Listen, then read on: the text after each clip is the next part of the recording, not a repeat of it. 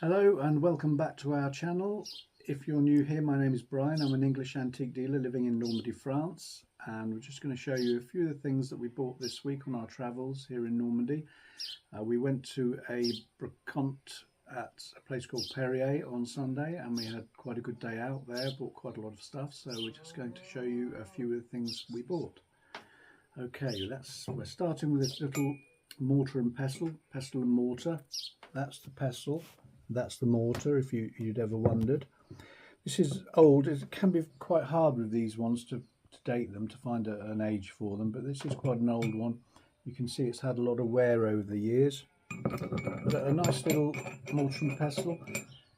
This one would have been used for powders, grains, seeds and spices.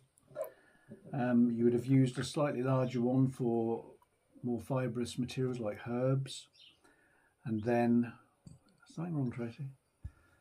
And then you would have used a big one in an apothecary's, would have had a large one for making up medicines in the pharmacy. So, but this one is a nice tidy little mortar and pestle.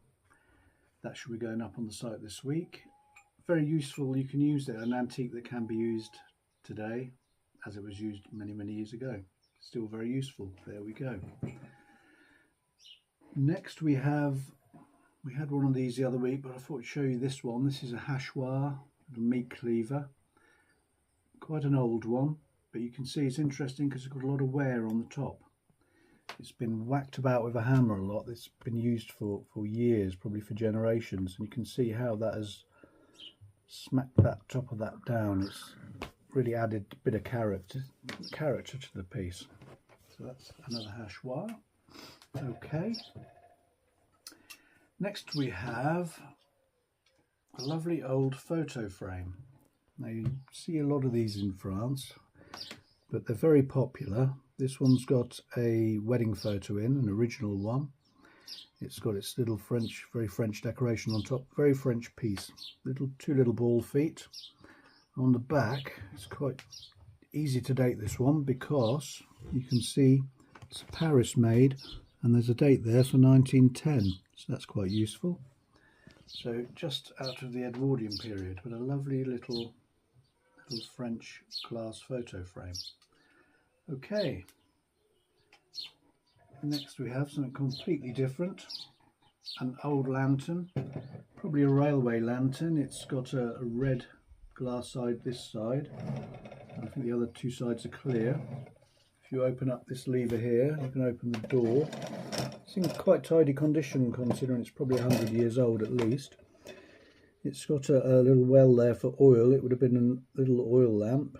The wick's long gone, but of course you can use this, put candles in, fairy lights, and it's a lovely thing to hang up and admire.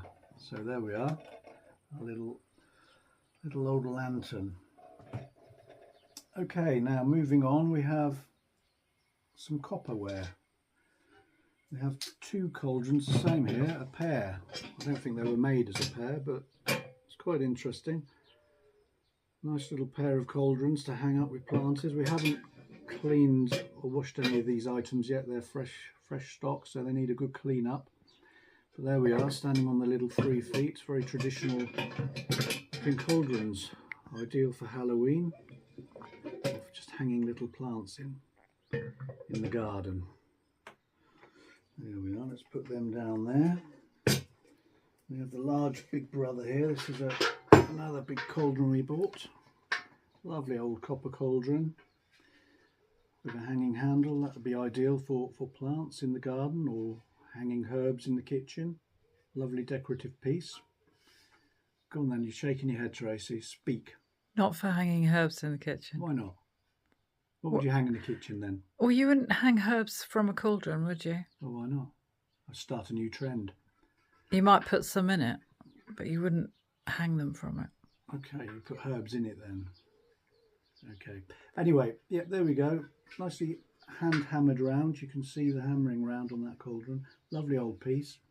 So that one, Tracy's going to hang herbs in the kitchen in that. So there we are. Now, I think coming to my pick of the week, the favourite things that I bought, which I really loved These are my favourite bits. 2 old copper pans. We bought these at Periers. Lovely old quality pieces. Very, very heavy. The very thick copper, probably 2.5mm thick, really good quality pieces. Iron handles. Have a look at this one first. That's large and very heavy. Probably weighs a good 2 kilos. Can you home in on that, Tracy? We have CVD Vildou.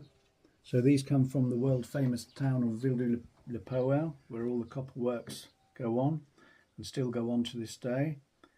Some of the very finest copperware in the world comes from Vildou, and these are great examples. Thick, heavy, tin linings intact, which is great, so they're ready to use. I've actually already got this one loaded. Tracy was going to pilfer it. She was going to nick it, but I've actually got that one online now, so I've got to get this one on quick as well. But really good quality pieces, so they should be going up. That one's on. The other one will not be far behind it. So there we are. That is it. We will put some footage of Periers in on the end of this video, just to show you a few of the scenes from Periers. It's very good brocante for us. We did quite well there. Good day out, wasn't it, Tracy? Lovely. Yeah. Tracy bought some plants. She homed in on a few plants there and did quite well, which we'll show you in the garden at some point. So that's it. We sell our items on our own store called thesecretchateau.com, but we're also on Etsy as Secret Chateau. We've been on there for about 7 years, so come along and take a look, and hope you enjoyed the video. If you could like and subscribe, we'd appreciate it, and we'll see you again soon. Thanks for watching. Bye. Hello and welcome back to our can't even speak. Hello and welcome back to our channel.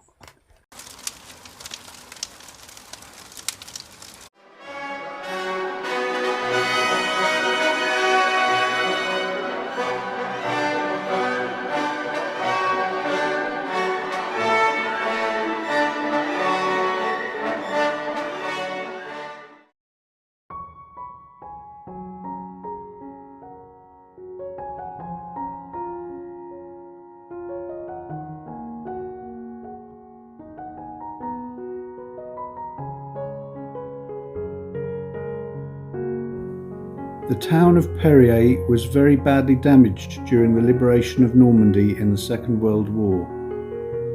These photos displayed in the town centre show the true extent of the destruction.